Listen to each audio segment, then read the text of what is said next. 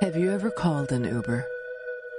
Typically, it's an uneventful experience and comes in handy when you need a no-hassle way to get where you need to be. In March of 2019, a 21-year-old aspiring law student in Columbia, South Carolina, arranged a ride after a festive evening. What she didn't know was that destination would be her final one. This is the case of Samantha Josephson.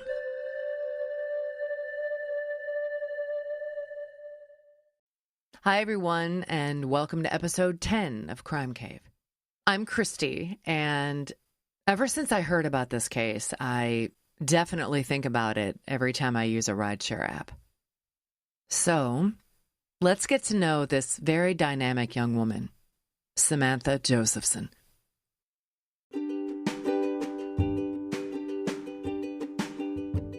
Samantha Lee Josephson, known as Sammy, was born August 13th, 1997, in Princeton, New Jersey, to Seymour and Marcy Josephson. One of two girls, Sammy was just 20 months younger than her sister Sydney and was raised in the central New Jersey town of Robbinsville. Sammy had a very unique combination of personality traits. She was incredibly smart, funny, adventurous, sassy, and very sensitive, but also wanted to be the class clown. When her friends described her, a few common adjectives would come up: silly, goofy, and life of the party. Sammy was a really good person. She cared deeply about the people close to her, and if someone was being mean, she'd call them on it. Although for a while Sammy had aspired to be a makeup artist, she eventually would gravitate toward law. On her 18th birthday in August of 2015, Seymour and Marcy moved Sammy into her dorm for her freshman year at the University of South Carolina, where she majored in political science. Sammy loved everything about college life. She developed a close group of friends, joined the Alpha Gamma Delta sorority, studied abroad in Barcelona, and had a boyfriend of 2 years, fellow student Greg Corbishley. Although he had just embarked on his first year of law school at Rutgers University in New Jersey, Greg and Sammy were in regular contact every day. Sammy also made sure to maintain her close connection with her sister during their time living apart. Sydney said she especially liked being able to call Sammy when their parents were annoying her or their dog did something cute. Sammy didn't have classes on Fridays, so Thursdays were typically her night to go out. On March 28, 2019, Sammy had a lot to celebrate. She was 6 weeks from graduation and had just earned a full scholarship to Drexel University in Philadelphia to study international law. At around 10 p.m., Sammy began her evening having drinks with friends at her apartment on campus, known as the Hub. They then decided to hit a few hot spots in the popular bar district in Columbia called 5 Points, ultimately ending up at the Bird Dog Bar on Hardin Street at 12:43 a.m. Throughout the evening, Sammy had been keeping in contact with Greg via text. He was currently at his parents' house in Charleston, and Sammy had been trying to convince him to make the 2-hour drive to Columbia to meet up with their group. Sammy was going to be visiting him in 2 days, so he decided against it. Bars in the 5 Points district typically closed at 3 a.m., but Sammy decided to peel off from her group at around 2 and head home, since she was scheduled for an 11 a.m. shift at her restaurant job. She called an Uber at 2:05 a.m., and after making her way through the crowd of partying college students, Sammy waited on the sidewalk for the dark-colored sedan to take her home. Now, Greg, Sammy, and her friends all had an app on their phones called Find My Friends, so they could keep track of each other. Greg noticed Sammy's phone was traveling southeast of the Bird Dog, which was the opposite direction of the Hub. After several unsuccessful attempts to reach her, Greg considered the possibility that Sammy was upset with him for not making the drive out there to see her. But after a while, he decided she most likely just left her phone in the Uber, and she'd probably have a funny story to tell him in the morning.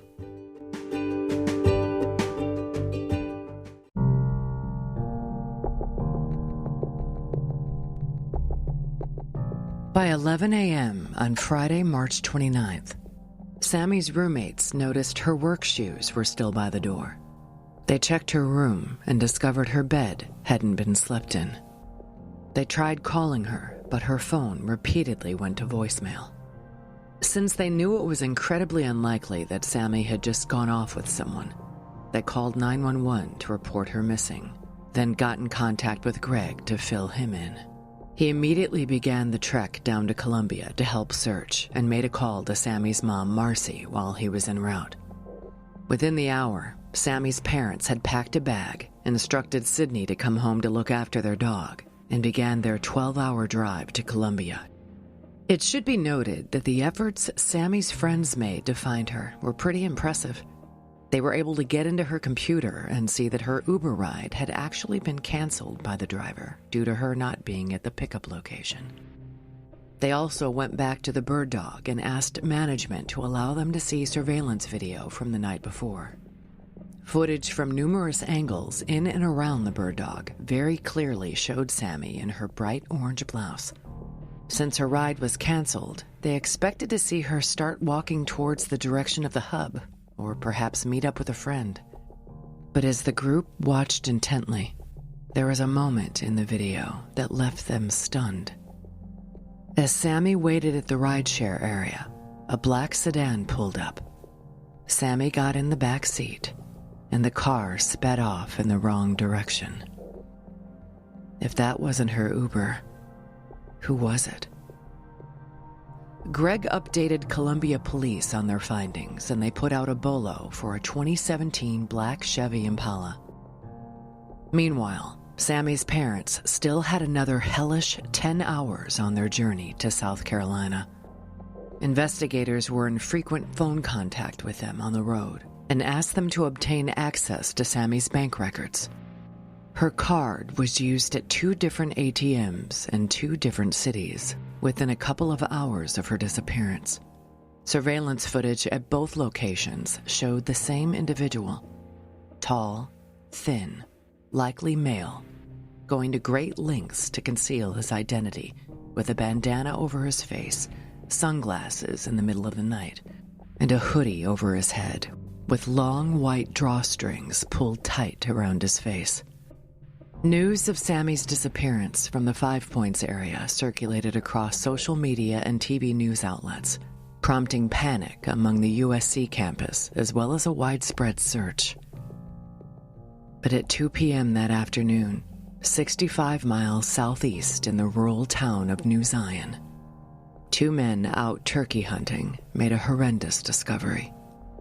The body of a young, dark-haired woman wearing an orange top had been dumped in a wooded area and was covered in blood. The body was determined to be Samantha Josephson. When Seymour and Marcy finally arrived at the Columbia Police Department shortly after midnight, they were directed into a room with several people at a long table. But it was the individual wearing the coroner's jacket that confirmed their worst fears. Investigators pored over surveillance video near the bird dog to track the movements of the Chevy Impala. It turns out that the car had circled the block for at least 15 minutes prior to Sammy's abduction in a predatory manner until the assailant spotted his prey. Forensic pathologist Dr. Thomas Beaver conducted the autopsy, which revealed the depravity of the attack.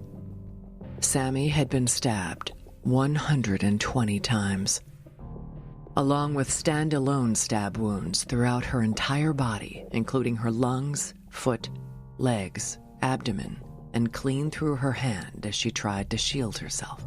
There were also clusters of stab wounds in quick succession to the hyoid bone deep in her neck, through her earlobe, her right temple causing her eye to collapse, and repeated stab wounds to her skull, which pierced her brain. Dr. Beaver took note of the unusual shape of the wounds and knew that they would be looking for a very unique weapon, one that contained parallel blades. Sammy had lost almost all of her blood in the attack. The human body normally contains several liters. However, Sammy only had a couple of teaspoons left, making it very difficult to collect a sample from her body.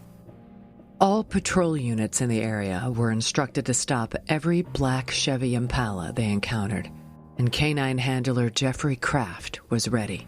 He had watched the video footage of Sammy's abduction hundreds of times prior to a shift. By 2 a.m., 24 hours after Sammy's abduction, he stopped a black Impala near the bird dog. The driver was wearing a hoodie, was not carrying identification, and had his seat reclined way back, as if he didn't have a care in the world. With a strong odor of marijuana coming from the vehicle, the driver was asked to step out, and he took off running. He was tackled after a short foot chase and refused to provide his name. However, inside his car was a pink iPhone, a pink keychain with a university room key, and the back seat was saturated with blood. Furthermore, they discovered the child's safety locks were engaged, preventing anyone in the back seat from escaping. The driver was eventually determined to be 24-year-old Nathaniel Rowland of New Zion. Paperwork found in the glove box revealed the name Maria Howard, who was a woman Nathaniel was seeing at the time. Police tracked her down, and she came in for questioning without hesitation. She stated that at the time of Sammy's abduction and murder, Nathaniel was supposed to stay the entire night at Maria's home. However, she discovered that he left her home around 1:30 a.m. and was unaccounted for over 7 hours.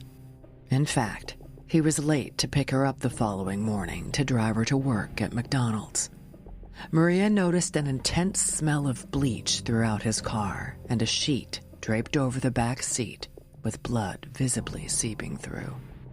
When Maria questioned him, Nathaniel coldly replied, "Mind your business."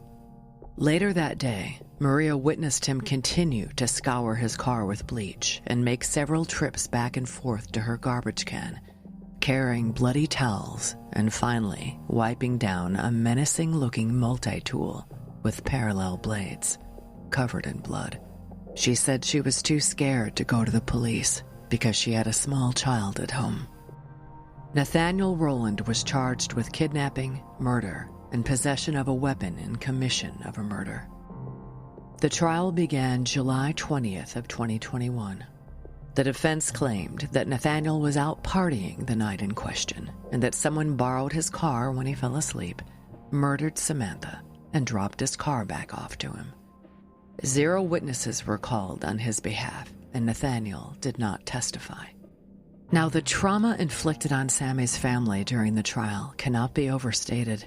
Along with hearing the gruesome details of Sammy's final moments, her footprint had been found on the inside of the Impala's rear window as she desperately tried to kick her way out. It was also revealed that just 1 hour after her murder, her killer went online to watch porn. Prosecutor Daniel Goldberg gave an absolutely riveting closing argument, and on July 27th, 2021, after an hour of deliberation, Nathaniel Rowland was found guilty on all charges and sentenced to life in prison without parole. Nathaniel was on the prowl for a victim, but Samantha Josephson was a strong-willed, independent woman, and she was not going down without a fight. We can only imagine the amount of terror she experienced when she realized she was in the wrong car. Her graduation ceremony took place in May of 2019, and in honor of Sammy, an empty seat was draped with a cap and gown. Sammy's family created the What's My Name Foundation and passed Sammy's Law, the acronym meaning Stop, Ask, Match, and Inform, to increase rideshare safety. Police departments in downtown areas have also put up Sammy Stops, where rideshare users can safely meet their legitimate drivers.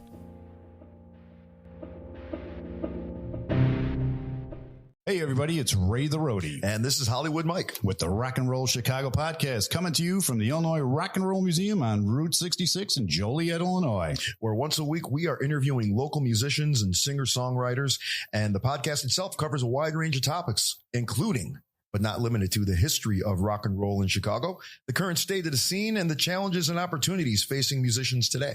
So join us every Tuesday for a new exciting episode of the Rock and Roll Chicago podcast. Thanks for joining me.